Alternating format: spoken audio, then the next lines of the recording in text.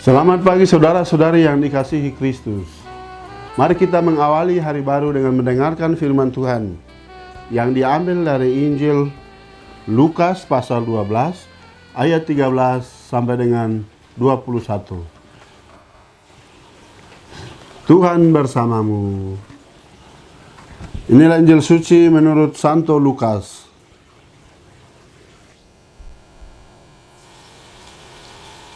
Sekali peristiwa Yesus mengajar banyak orang. Salah seorang dari mereka berkata kepada Yesus, "Guru, katakanlah kepada saudaraku supaya ia berbagi warisan dengan aku." Tetapi Yesus menjawab, "Saudara, siapa yang mengangkat aku menjadi hakim atau penengah bagimu?" Kata Yesus kepada orang banyak itu, "Berjaga-jagalah dan waspadalah terhadap segala ketamakan. Sebab walaupun seorang berlimpah-limpah hartanya,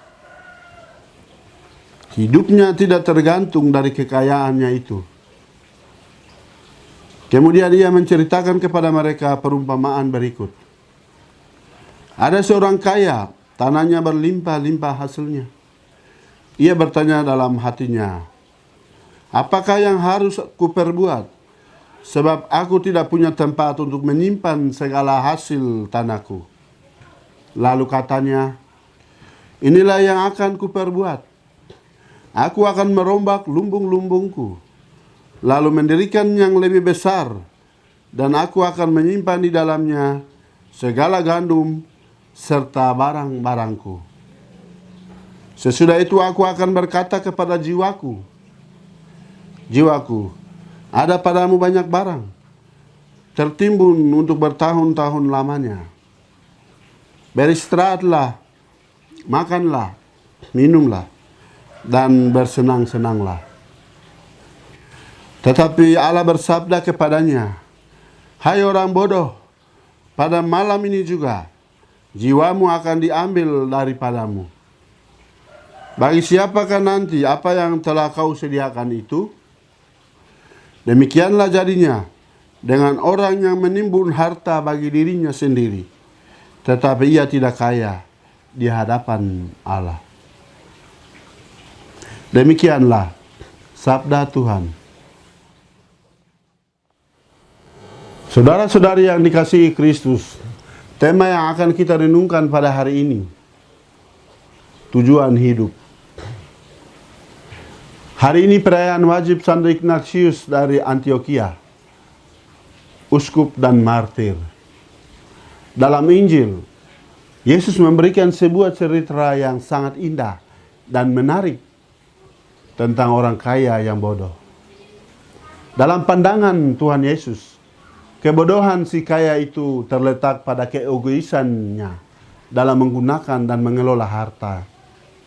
Orang kaya yang bodoh itu bukan hanya tidak siap menghadapi kematiannya, tapi juga harta yang tertinggal. Tidak jelas siapa pewarisnya. Karena tamaknya si orang kaya itu tidak tahu bagaimana menginvestasikan hartanya sehingga menghasilkan buah keselamatan kekal baginya. Pernyataan Yesus terhadap nasib orang sedemikian amatlah jelas. "Hai engkau orang bodoh, pada malam ini juga jiwamu akan diambil daripadamu. Dan apa yang telah kau sediakan, untuk siapakah itu nanti?" Manakah tujuan hidup seseorang? Yesus berkata, demikian jadinya dengan orang yang mengumpulkan harta bagi dirinya sendiri, jikalau ia tidak kaya di hadapan Allah. Kaya di hadapan Allah itulah tujuan hidup seseorang. Karena seseorang datang dari Allah dan akan kembali kepadanya.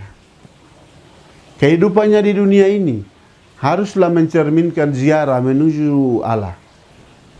Oleh karena itu, seseorang perlu mengupayakan hal-hal yang perlu, agar ia melengkapi dirinya dengan berbagai hal yang membuatnya layak untuk menuju dan akhirnya datang ke hadapan Allah. Seseorang harus kaya di hadapan Allah agar ia layak untuk berjalan menuju Allah. Apa maksud kaya di hadapan Allah? Artinya, ia memiliki apa yang di mata Allah berharga dan bernilai, jauh melampaui nilai harta duniawi. Yang berharga dan bernilai di mata Allah adalah segala tindakan, sikap, dan perkataan yang membantu seseorang dan sesamanya untuk mencapai keselamatan kekal. Petunjuknya tersedia bagi kita dalam firman Tuhan. Saudara-saudari yang terkasih, tidak berlebihan jika mulai sekarang kita menata diri untuk melihat tujuan hidup kita yang sebenarnya. Bahwa kita perlu kaya di hadapan Allah, maka jadikan diri kita hidup menurut firman Tuhan. Tuhan adalah tujuan hidup kita dan sesama adalah mereka yang berjalan bersama kita. Ciptaan Tuhan yang mendukung kita. Maka buatlah keseimbangan dalam hidup kita untuk berjalan sesuai dengan rancangan Tuhan untuk hidup kita. Tunjukkanlah tanggung jawab kita terhadap kebutuhan sesama. Karena harta milik diberikan tak hanya untuk kesenangan diri, tapi untuk dipakai bagi kemuliaan Allah lewat kebahagiaan kita dan sesama. Amin. Marilah kita berdoa. Tuhan, pagi ini kembali kami naikkan syukur dalam doa dan permohonan. Terima kasih sudah menjaga kami saat tidur maupun bangun. Terima kasih untuk udara sejuk dan segar pagi ini. Tuhan, kami hendak beraktivitas. Kami mohon tuntunan dan pemeliharaan-Mu. Jauhkanlah kami dari yang jahat, dan berilah kami kekuatan dan kesehatan. Ajarilah kami untuk saling mengasihi dan mengampuni. Kami serahkan hari ini ke dalam tangan-Mu. Kristus terang dunia, berkatilah keluarga-keluarga kami. Jadikanlah kami alat kasih-Mu. Dan pantaskanlah kami menjadi hamba-Mu yang setia. Amin. Tuhan bersamamu. Semoga keluarga kita, orang-orang yang kita kasih dan doakan, seluruh aktivitas kita hari ini dilindungi, dibimbing, dan diberkati oleh Allah yang Maha Kuasa, Bapa dan Putra dan Roh Kudus. Amin.